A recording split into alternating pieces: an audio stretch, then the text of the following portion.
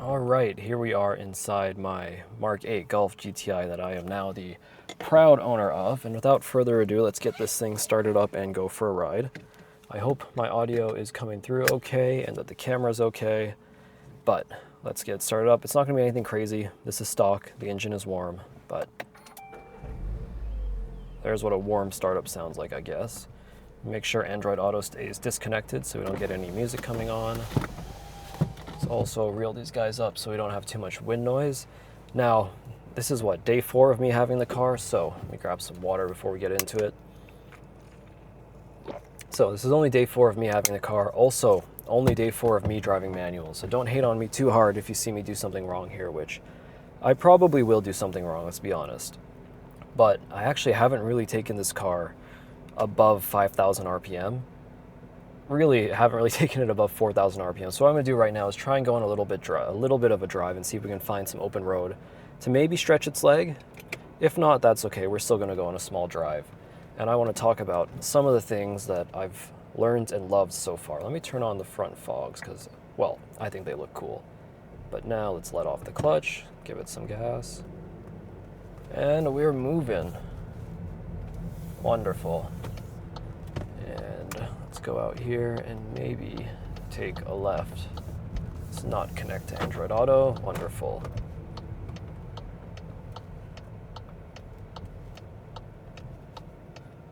And it looks clear. Give it some gas. Probably needed a little bit more gas there. Now I do hear a weird noise sometimes when I engage the clutch. Or disengage the clutch rather. I don't know if that's normal or not in these cars. I'll have to Google that later and figure it out. But it is a weird noise. I don't think the camera's going to pick it up because the windows are up. But let's set off. So I don't know if you all know this, but my previous car was a 2012 Accord. So if you can imagine, this is quite the upgrade from a 2012 Accord. That is a 14-year-old car, and this is a 2023. Quite frankly, I think any 2023 car is probably an upgrade from a 2012 Accord.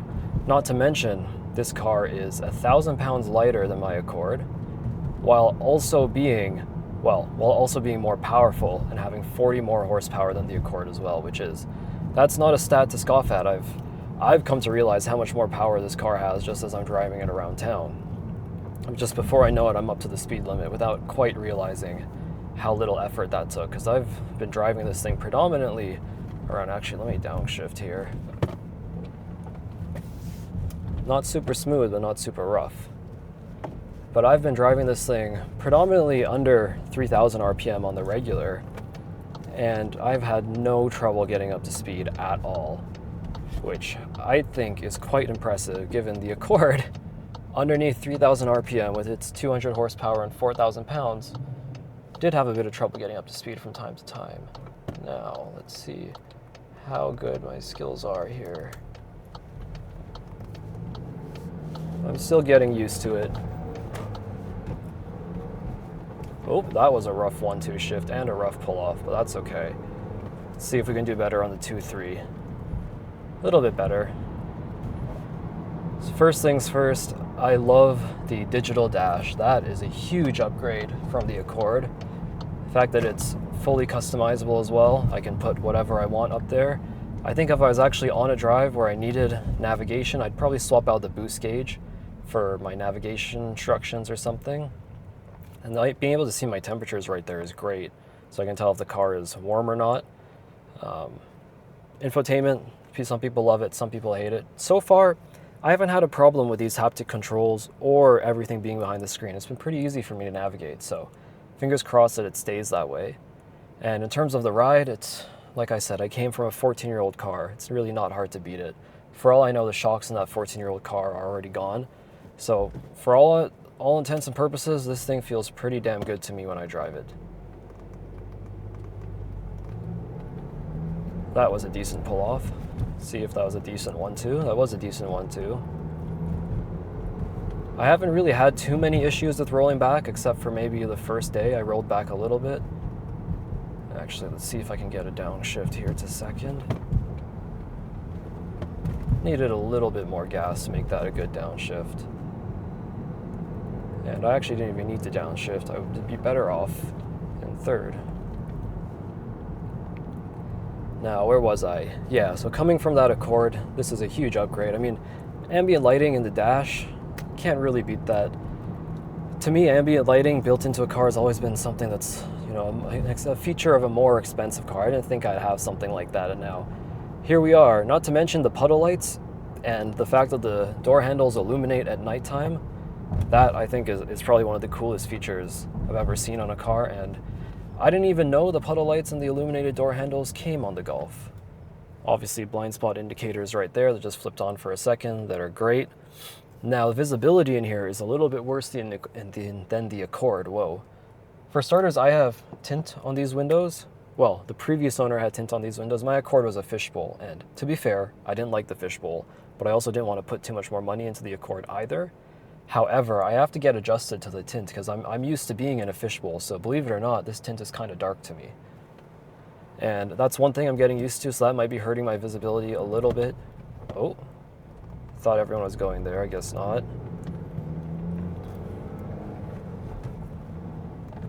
That was a rough one too as well.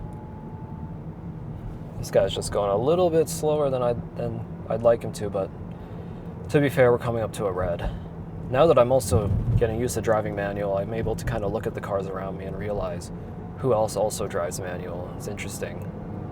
And we're going up a hill, so I might stay in second gear. No, that's too high of a gear for this.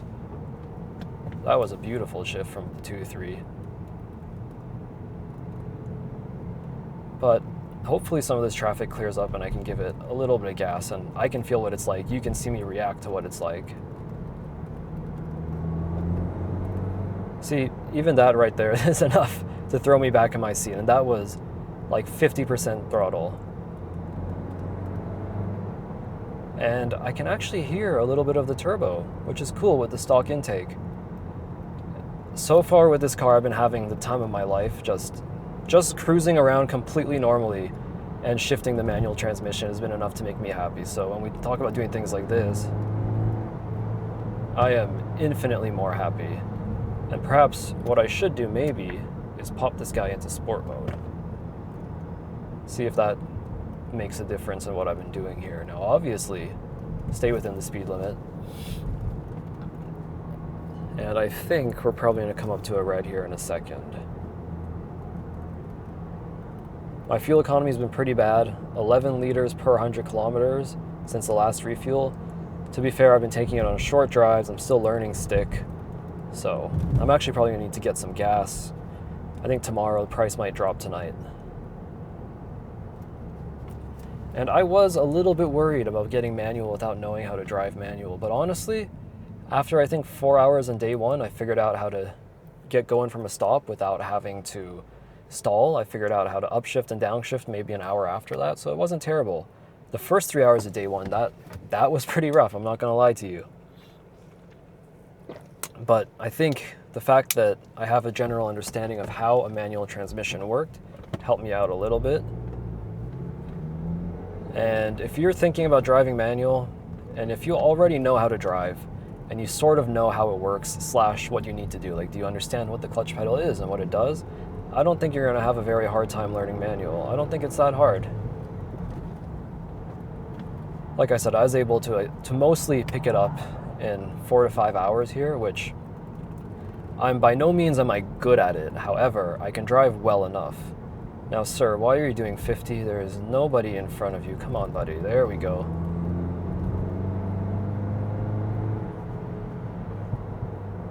I think I might have heard a small burble from the exhaust, which I know these things can burble in sport mode stock, which is cool. Also, that's another thing. As far as I can tell, this car is completely stock. As far as the dealership could tell, it's never been tuned, of course. I don't always trust the dealership 100% when it comes to stuff like that, but these guys I was working with were pretty good. So, yeah, as far as I can tell, the previous owner babied this thing, never really modified it, if you believe the dealership.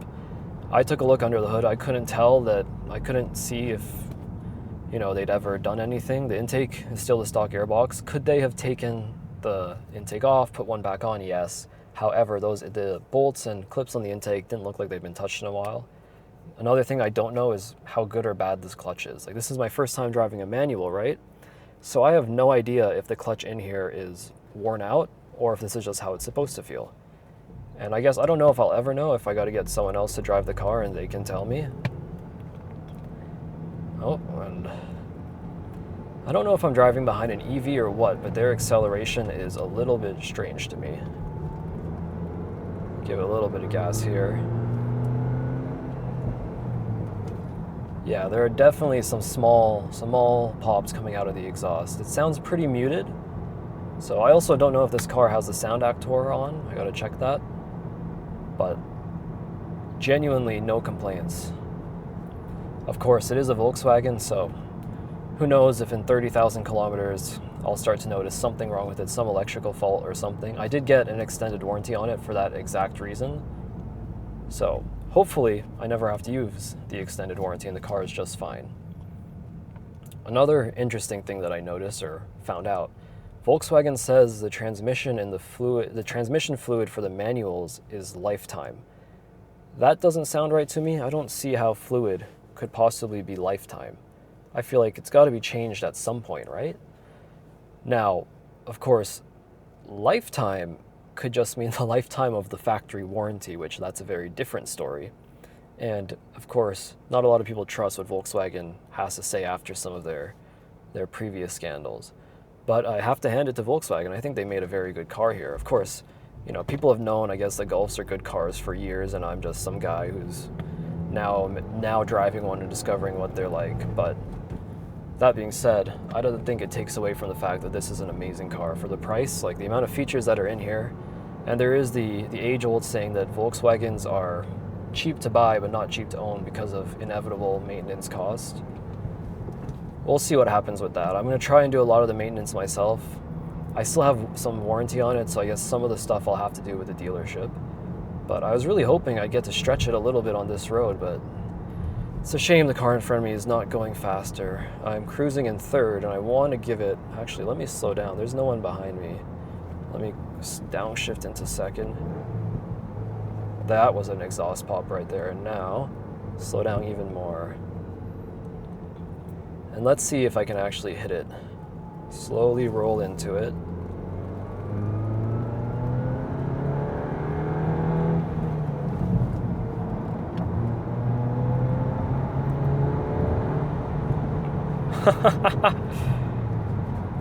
Yeah, this is pretty quick. A little bit quicker than a 2012 Accord, I'll tell you that much.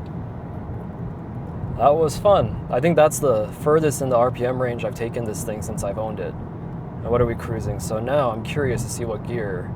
So I'm in fourth gear, doing just over 2,000 RPMs to maintain 75, which I think is pretty good actually.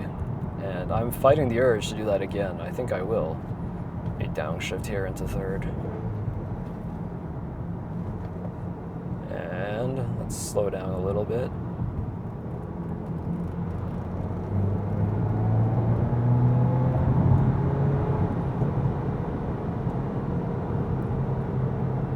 Wow. The power curve is interesting. It kind of hits me really hard around 5,000 RPM, and then it feels like it starts to hit me a little bit less when we get to 6,000 RPM there. But that just might be my imagination, and that is the first time I've taken the car that high in the RPM range. You can definitely hear the turbo, though. I think I'd like to hear the turbo just a little bit more.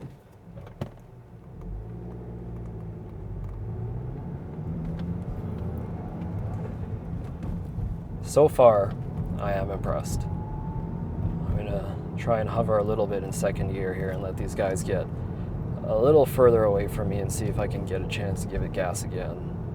Let's see, what am I cruising at?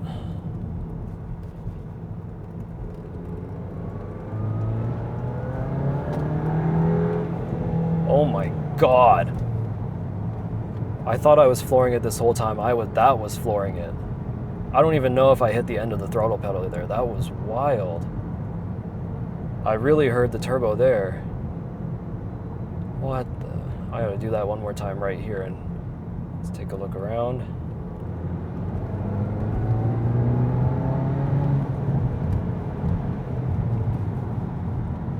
So that just made 32 PSI? What? No, I gotta double check that. Maybe it includes the atmospheric pressure, because 32 PSI is a lot. So now I'm cruising just under, it wants me to shift into 6th, okay. 4th to 6th. Oh, now we cruise around 1500 RPM at 70. Interesting. Let me downshift here to 5th. Well, consider me surprised. That was wild. I don't know if 5th is an overdrive gear for this car. Let me go in from 4th. And let me go into 3rd.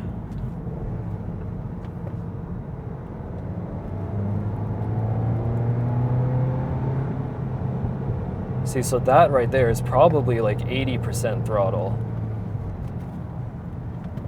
Maybe 70%, and that was fast. So that previous pull, not the one I just did, but the one 2 pulls ago, that one I think I went 90 or 95 or 100% throttle, and that one was wild. So let me go into 6th here and cruise in the overdrive gear.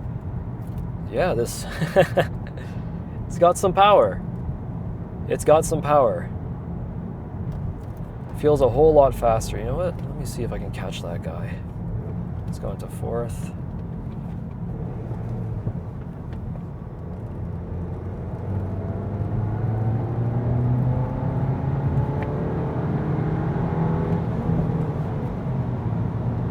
Yep, that is pretty damn fast.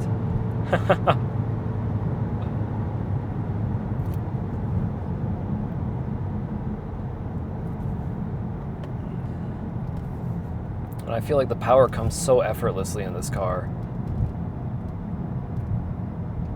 My fuel economy is probably not loving me right now. Let me see if I can see it right now. 11.2 liters per 100 kilometers. Wants me to go into 6th again? Okay, I will.